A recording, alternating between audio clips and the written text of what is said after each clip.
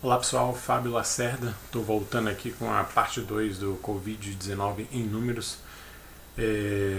Na primeira apresentação, falei sobre dados da Itália e agora vou tentar passar um panorama geral do que está acontecendo no mundo.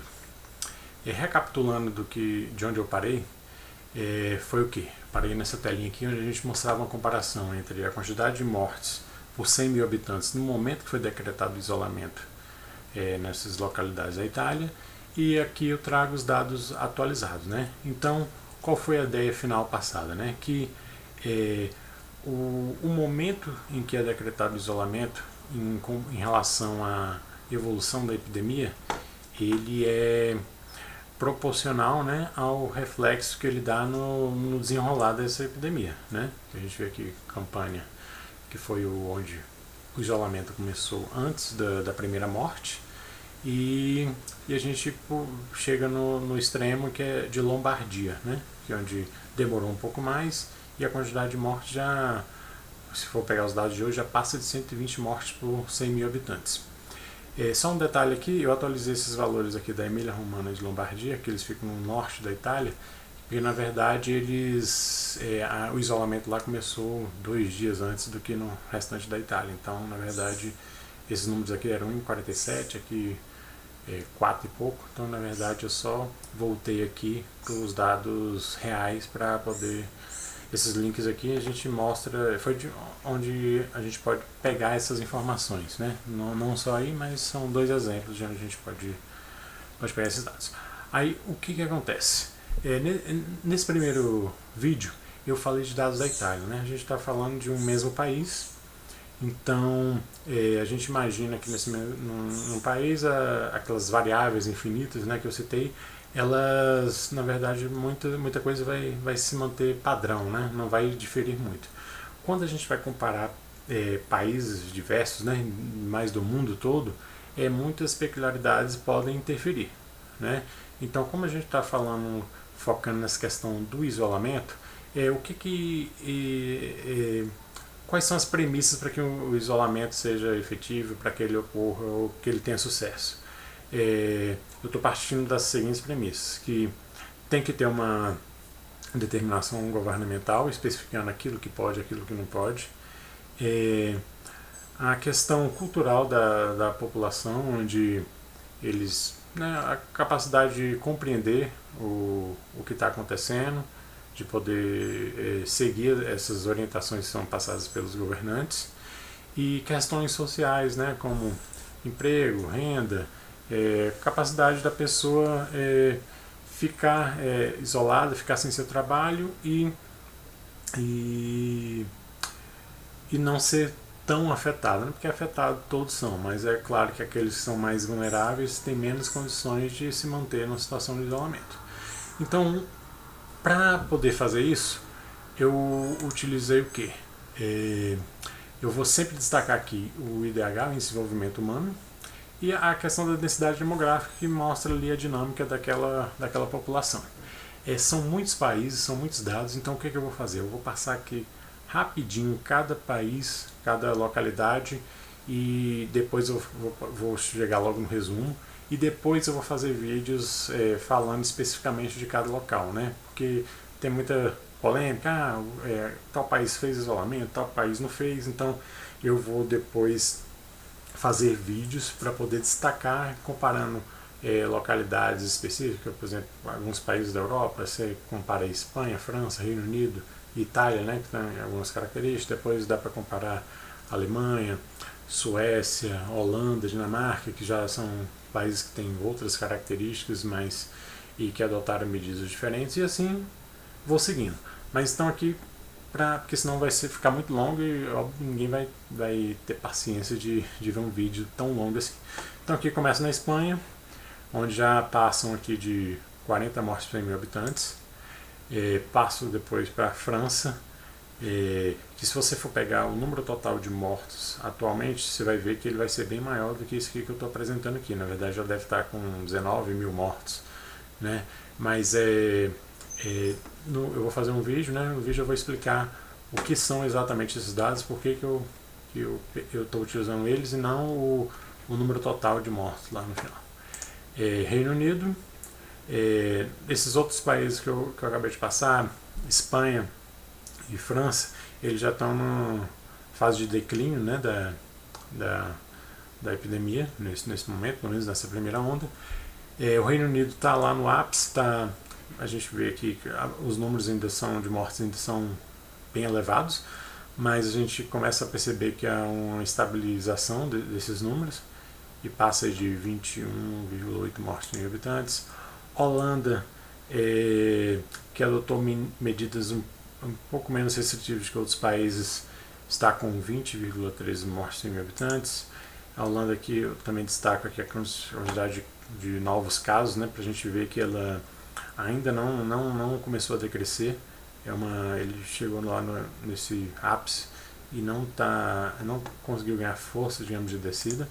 A Alemanha é um país que adotou medidas já mais extremas de restrições e a gente vê que ele já está com apenas assim, entre aspas sempre, né? Mas próximo de 5 mortes por 100 mil habitantes e já está em uma estabilização, né? Que a gente pode ver aqui, o número de casos subiu e já mostra uma descida. Suécia foi desses países todos que eu vou falar, o que adotou medidas menos restritivas e ele já está aqui com 13,66 mortes por 100 mil habitantes e da mesma forma como a Holanda, ele cresceu, mas ainda não conseguiu ganhar força de queda, que induz que essa quantidade de mortes que anda acontecendo nos últimos dias provavelmente ainda vai prosseguir, né? São países aqui com alto índice de IDH. Dinamarca, outro país bem desenvolvido, mas que adotou já medidas mais extremas de isolamento em comparação à Suécia e a Holanda, por exemplo, né? E a gente vê que ele está bem com uma situação bem parecida com a da Alemanha, né? Trouxe até uma notícia aqui que mostra que Dinamarca e a Alemanha já estão pensando nas formas de reduzir o isolamento. Aqui mostra aqui que os novos casos, né, cresceram e já ganhou a queda. Eu vou falar Estados Unidos de uma forma geral, né, um país continental, então tem muitas diferenças. Já passou de 11 mortes por 100 mil habitantes. Aí a gente destaca nos Estados Unidos a cidade de Nova York, que se for pegar os dados de hoje, com certeza já ultrapassaram aí 100 mortes por 100 mil habitantes e esse número ainda vai crescer bastante. Em outro extremo a gente vê a Califórnia, onde medidas mais antecipadas foram adotadas, um país muito populoso e é claro que nenhuma outra localidade aqui que eu vou apresentar vai se comparar com a densidade demográfica da cidade de Nova York, né? É uma cidade que recebe milhões e milhões de turistas durante o ano. Então, assim, é um barril de pólvora quando a gente pensa na questão dessa epidemia. Já na Califórnia, a gente vê que, apesar de ainda não ter apontado para uma queda no número de casos, a gente vê que ele está bem estabilizado, a quantidade de mortes por 100 mil habitantes está bem controlada. Aqui eu trouxe o Equador. O Equador tem uma peculiaridade, né, que a gente vê notícias de pessoas estão morrendo nas ruas, ficando mortas, os cadáveres em casa, e os números passam de alguns milhares, né? Por exemplo, numa cidade onde normalmente em 15 dias costumam morrer 1000 pessoas, na última quinzena ela chegou a ter 6,7 mil mortes. Então, assim, esses números aqui com certeza não representam a realidade do que está acontecendo no Equador. Então, por isso, na comparação geral, eu não vou utilizar o Equador. Peru adotando medidas drásticas, situação aparentemente controlada, menos de uma morte por 100 mil habitantes. Japão foi um dos primeiros países a ter casos após a China.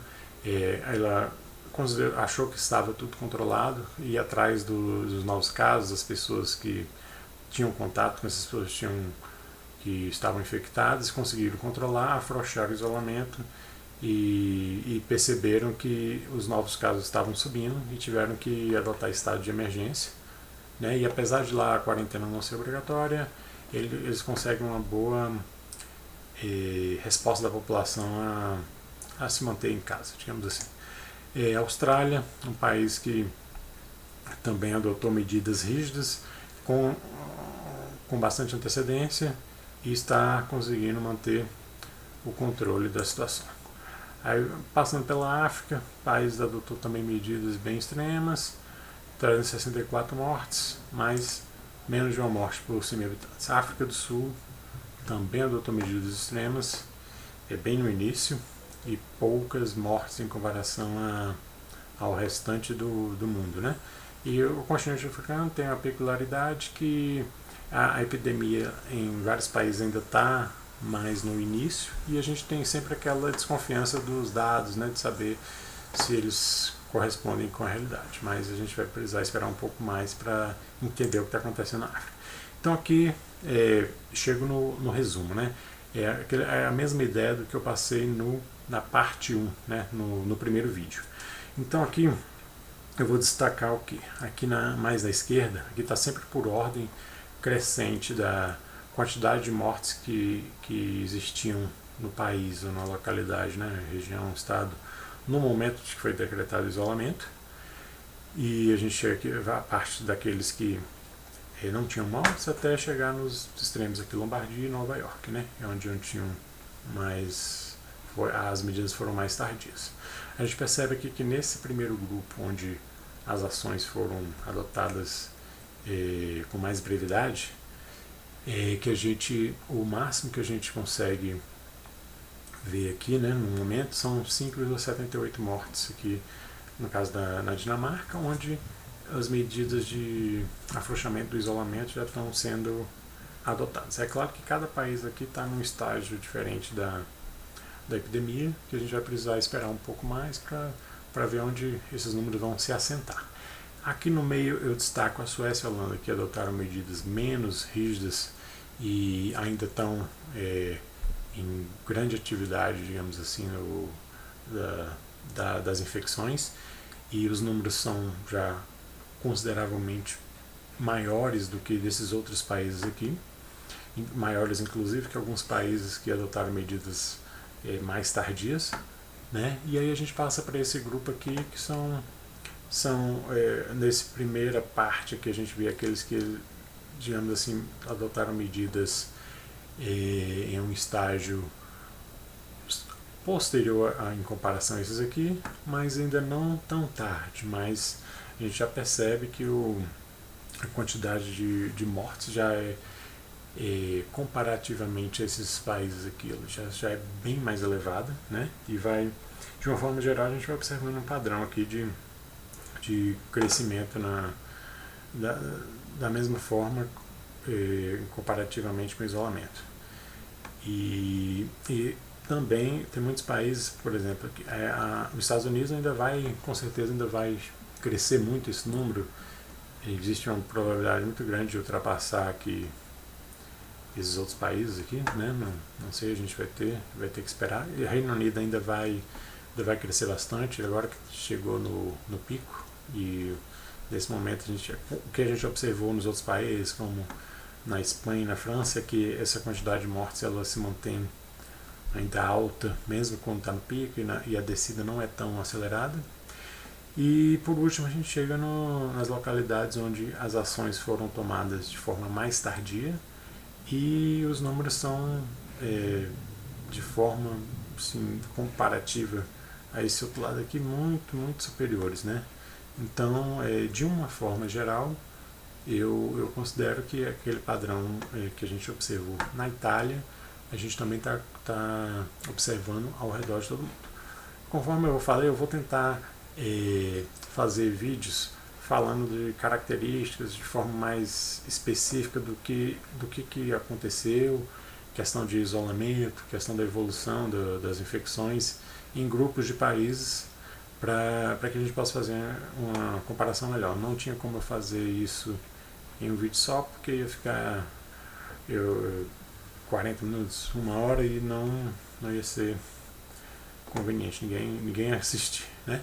Então assim, mas quando a gente olha que são 0,92 mortes por 100 mil habitantes, ou ou 120 mortes por 100 mil habitantes. São números, um número é muito maior que o outro, mas o que significa isso, né? Para ter uma ideia disso, eu trouxe esses dados aqui que eu obtive do DataSUS, que é do ano de 2018, que é o último ano onde tem os dados completos atualizados, de mortes por 100 mil habitantes do que acontece no Brasil. Por exemplo, a dengue, né? Muito falada, a dengue é uma doença que ela afeta milhares de pessoas durante o ano no Brasil, mas no ano de 2018 foram 239 mortes. Se você pegar o ano de 2019, com certeza vão ter bem mais mortes do que isso, mas não tenho certeza, mas acho que não passa de 1.000. Ainda assim, a gente vê que a taxa por 100 mil habitantes é 0,11, né? Então, é uma doença que tem uma letalidade bem baixa. A tuberculose, que é a doença infecciosa que mais mata no mundo, o Brasil está entre os 20 países que mais tem mortes por tuberculose no mundo, né? E a gente vê que foram 4.503 mortes no ano de 2018, com a taxa de 2,14 mortes por 100 mil habitantes. E aí eu separei aqui doenças do aparelho respiratório, né? Que no caso a Covid-19 vai estar inclusa aqui nesse grupo. E no ano de 2018 todo, foram 155 mil mortes, né? O que representa uma taxa de 73,85 mortes por 100 mil habitantes. Então, quando a gente olha aqui e vê 50, 119, 98 mortes por 100 mil habitantes, e olha para esse número aqui, né? E esse número aqui, doenças do aparelho respiratório, eu trouxe aqui, ó. Está incluso todas essas doenças aqui, né? Eu destaquei aqui da influenza H1N1, todos os outros tipos de influenza, pneumonias, bronquite, doenças pulmonares, asma e diversas outras doenças que estão envolvidas no aparelho respiratório, e a gente chega num valor de 73,85, né? Agora você imagina morrer mais do que essa quantidade aqui, na verdade, em um período de 30 dias, né, 40 dias, que foi o que ocorreu e está ocorrendo, né, nessas localidades. Aqui eu separei só a influenza da H1N1, que está inclusa aqui nesse total, né, mas foram 399 mortes, 0,19.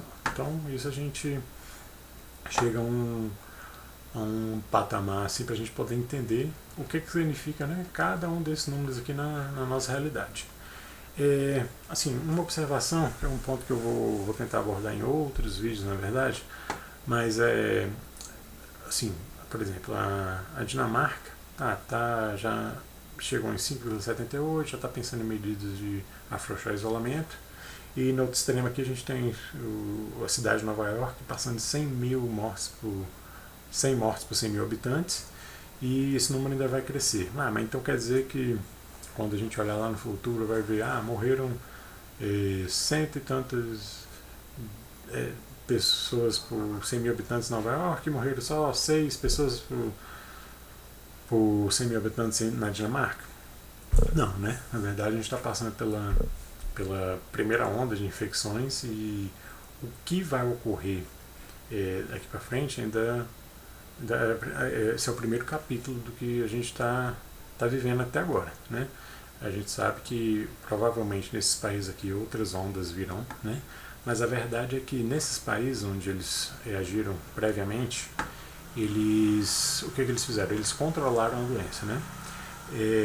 Nesses outros países aqui, na verdade o vírus controlou a situação. Esses países decidiram fazer o isolamento, e nesses países o vírus decidiu o isolamento no país, digamos assim, né? A Suécia e a Holanda são casos peculiares que a gente tem que aguardar um pouco mais ainda para ver qual desfecho que eles vão ter, mas a gente vê que eles, pelo menos a quantidade de mortes, eles vão ter um número elevado, e esse número as mortes não tem como serem desfeitas. Esses países aqui, eles ganharam tempo, então eles podem adotar medidas de afrouxamento do isolamento de forma mais controlada, e tem mais possibilidades de aguardar o desenvolvimento de algum remédio que possa reduzir esse número de mortes, né? A gente sabe que vacina provavelmente ainda vai demorar muito, né? Mais que um ano e 6 meses, para estar aí disponível para a população, e dificilmente menos do que isso não vai ocorrer. Mas sim, eu vou tentar depois abordar esses assuntos em um outro vídeo, mostrando outros tipos de dados. Tá, aí aqui são a questão das mortes por 100 mil habitantes, e aí eu chego aqui no Brasil, né? Do Brasil eu vou destacar nesse momento apenas essas duas localidades, que para mim são os dois extremos. Seria o pior cenário, Manaus, e o melhor cenário, do Distrito Federal. Manaus, a gente vê aqui que os dois aqui estão começando no dia 2 de abril, né? São um pouco mais de 2 milhões de habitantes em Manaus, um pouco mais de 3 milhões de habitantes no Distrito Federal. A gente, comparando do mesmo dia aqui, né, de início, a gente vê aqui que ele saltou de 0,09 mortes por 100 mil habitantes, e até o dia de ontem eram 6,14 mortes por 100 mil habitantes. O Distrito Federal eram 0,13 na mesma data de início, e agora já são 0,80, quer dizer, não atingiu nenhuma morte por 100 mil habitantes, né? Então, o que a gente pode tirar daqui, né? Se a gente for ver algumas notícias, ver o que está acontecendo, normalmente Brasília, o Distrito Federal, está no topo das localidades onde eles aderem, onde a população está aderindo ao isolamento, né? Apesar de ter decrescido nos últimos dias. A gente vê que é um local com alto índice de desenvolvimento humano. E por outro lado a gente tem Manaus, que dentro do Brasil está na posição de 850, né? E a gente tem algumas notícias que, principalmente, se você for ver o estado de Manaus, você não vai ver um número tão baixo de adesão ao isolamento, de forma geral. Mas se você ver Manaus especificamente, onde concentra mais de 85% das mortes do estado, você vê que eles tiveram muita dificuldade de adesão ao isolamento. Aqui tem algumas notícias, e quem quiser dar uma pesquisada melhor, mesmo eles oficialmente decretando isolamento antes desse período aqui, né, igual o Distrito Federal, que o Distrito Federal na verdade foi o primeiro a adotar medidas mais rígidas de distanciamento social, mas eles não conseguiram segurar, né? Mas o que significa isso? Aí a gente viu vários números de outros locais. Será que a gente pode fazer uma comparação? Então, o que eu fiz aqui? Peguei Manaus e Lombardia na Itália, né? Se a gente olhar aqui, Manaus e a Lombardia, na mesma quantidade de dias, né? Período de dias, a gente vê que saiu aqui de 0,9 e foi a 6,14, aqui saiu de 0,06 e foi a 6,13. A gente vê aqui que atingiu primeiro uma morte por 1.000 habitantes, ou 100 mil habitantes, e demorou um pouquinho mais e depois acelerou mais aqui na Lombardia. Mas o que isso aqui está nos induzindo? Que a situação em Manaus está crítica, porque é pior do que, se a gente olhar todas as outras localidades aqui que eu mostrei, nenhuma delas, com exceção da Lombardia e Nova York, vai estar numa situação conforme Manaus está apresentando. O que nos indica que a situação em Manaus está descontrolada. Então, assim, se essa perspectiva estiver certa, a gente tem um cenário que nas próximas semanas serão de caos total. Na verdade, a situação já está bem crítica lá, mas a gente vai ver isso.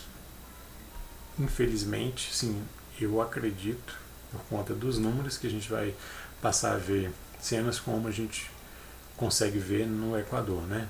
Pessoas sem conseguir atendimento, pessoas morrendo em suas casas, cadáveres ficando dias nas casas das pessoas. Então, infelizmente, e na verdade eu espero estar errado, mas o que indica os números é que a gente vai ter uma situação totalmente caótica em Manaus. E o que a gente precisa entender, né? A população, a gente pode dividir a população, quando a gente pensa no Covid, em alguns grupos. Tem o que? Aqueles grupos, aquelas pessoas que vão ter sintomas leves da doença, e tem aqueles outros que vão manifestar mais sintomas. E daqueles que manifestam mais sintomas, um pequeno percentual vai ir a óbito.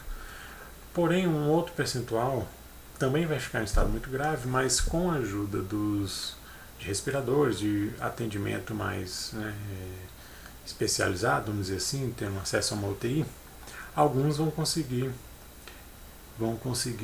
se recuperar. Porém, o que a gente observa numa localidade como a Lombardia ou em Nova York e o que está apontando a acontecer em Manaus?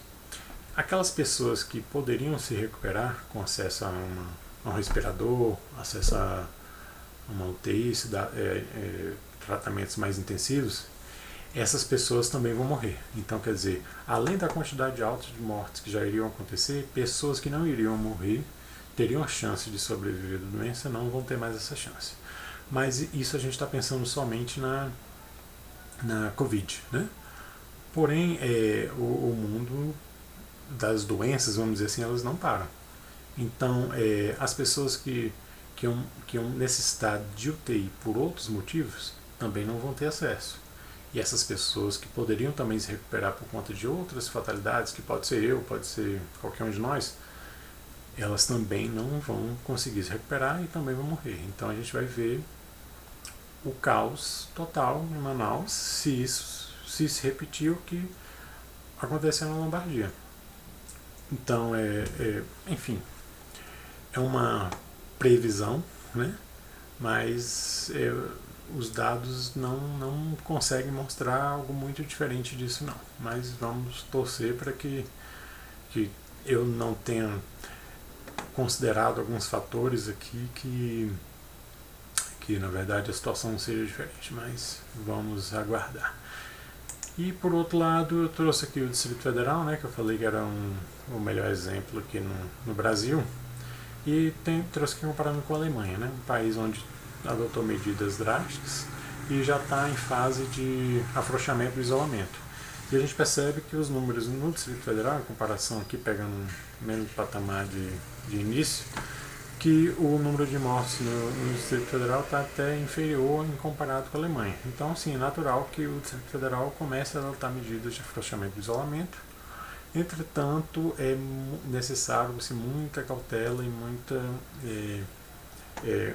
olhar bem atento ao desenrolar desse, porque o que acontece? Se tivermos poucas mortes, significa que poucas pessoas foram infectadas e significa que a população não está protegida, né? Não tem vacina, mas o vírus continua aí. Ele vai continuar atacando aqui no Distrito Federal, cidades vizinhas, e se não se tomar muito cuidado, vai ter que acontecer aquilo que aconteceu no Japão, né? Que é voltar atrás nas medidas. Mas vamos torcer para que as autoridades que estão tomando as medidas estejam bem cientes do que isso vai fazer. Enfim, são esses dados que eu gostaria de trazer.